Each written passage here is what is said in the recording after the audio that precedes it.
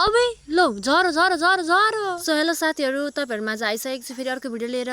तपाईँहरूकी प्यारी हँसिली रसिली टिका दहा। चार छिट्टै उठेकाले बिहान पानी परिसकेको थियो अनि मैले उठेर चिया पकाएर खाएँ। हाम्रो घरमा चाहिँ 2 बान खोले पकाउनुपर्छ किनकि गाई बिहाएको छ नि त। यो 1 बान खोले पाकिसकेको थियो अनि अर्को बान फेरि मैले बसाएँ। फेरि आज चाहिँ हाम्रो रोपाइ थियो, अस्ति बाँकी रहेको खेत रोप्न बाँकी थियो अनि खानासाना छिटछिटो पकाएर अनि भाइलाई खुवायो बोर्डिङ सोर्डिङ पठाएँ। आज चाहिँ म तल झर्दाखेरि भाइको गाडी ठ्याक्क आएको रहेछ र मैले भाइलाई छिटछिटो गाडी चढेर बाई भन्न साथमा आइपुगेँ घर। अनि भाँडासाँडा टन्न थियो अनि भाँडासाँडा ससो धुएँ किनकि खाना पनि लिएर खेत जानुपर्ने थियो। ढिलो भइसकेको थियो, मलाई एकदम धेरै हतार भएको थियो। अनि खाना रेडी पारेर डोकोसोकोमा हालेर रेडी पनि भइसक्यो। त्यति सामान बोकेर जान थियो। बाटो चाहिँ एकदमै धेरै, त्यही त हो नि, पानी परिरह पानी यस्तो यस्तो छ हेर्नु न, यस्तो बाटो लड्नुहुन्छ भन्ने पिए झन्डै लडिन अरू अनि जसो खेत पुगेर खानसाना दिउँ।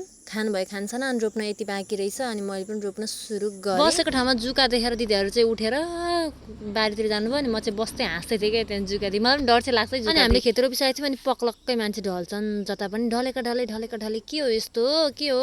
अर्को मान्छे पनि फेरि पक्लक्कै म हाँस्न छोड्दिनँ। फेरि भाउजूहरू घाँस भएको अनि भिडियो बनाइदिए भाउजूहरूको घर आएको त यति राम्रो जुरेलीको गुण रह जुरेली पनि त्यहाँ देखिहाल्यो। घर आएर बस्न पाइन्छ भनेर सोचिरहेको थियो तर मेरो रेगुलरको काम त गर्नै परिहाल्यो। फेरि आएर गोबर सोबर सोर्न थालेँ अनि आज चाहिँ गाईको थला एकदम धेरै हिलो भएको थियो अनि मेरो हातहरू यस्तो छ भनेर देखाइरहेको थिएँ मैले। यस्तो आहा भन्दै काम गरेर गलेर होला एकदम गलिरहेको थियो अनि चटपेटेर डिउ लिएर आयौँ अनि हामीले खायौँ अनि मेरी मम्मीले पनि खानु भए हेर्नुहोस् न त्यहाँ। अनि फेरि खाइसकेपछि त काम गर्नु पर्यो भन्दै हामी गयौँ जङ्गलतिर घाँस काट्नलाई। 2 जना नन्द भाउजू अनि भाउजूलाई भर्खर यहाँ देखाउँदैछ यस्तो हुँदैछ उस्तो हुँदैछ भन्दै। तपाईँहरू भिडियो हेरेर खचाखच के गर्थेन भनेर सोच्नु हुँदैन। हाम्रो जङ्गलमा चाहिँ घाँस चोर्न आउँछन् कि अनि घाँस चोर्ने हो कि चुप्लाएर जाम भन्दै हामी सल्लाह गर्दै हामी जान्छौँ क्या हाँस्दै भेटिहाल्यो भने त्यसलाई म मजाले थर्काउँछु भनेको तर कोही रहेन रहेछ जङ्गलमा। अनि हाम्रोतिर घाँस यस्तै काट्नुहुन्छ, तपाईँहरूतिर कस्तो हुन्छ कुनी। अनि म चाहिँ घाँस काट्दिनँ क्या। फेरि हेर्नु मेरो नक्कल फेरि अलिअलिको हुँदैन त नि यहाँ छ्यास गर्दै बस्छ। अनि आफू त काट्दिनँ काट्ने मान्छेलाई पनि हेरेन अलमा ल्याएको मैले। ओहो के हो गरे हान्न पो खोज्छन् होइन धेरै जिस्किनु हुँदैन। अब चाहिँ घाँस काट्छु भनेर काट्न गएको के हो काट्न मलाई त फेरि उभिएँ फेरि घाँस काट्नु भने त बर्बाद हुन्छ भनेर फेरि घाँस काट्न बसेँ। 2 जना भएर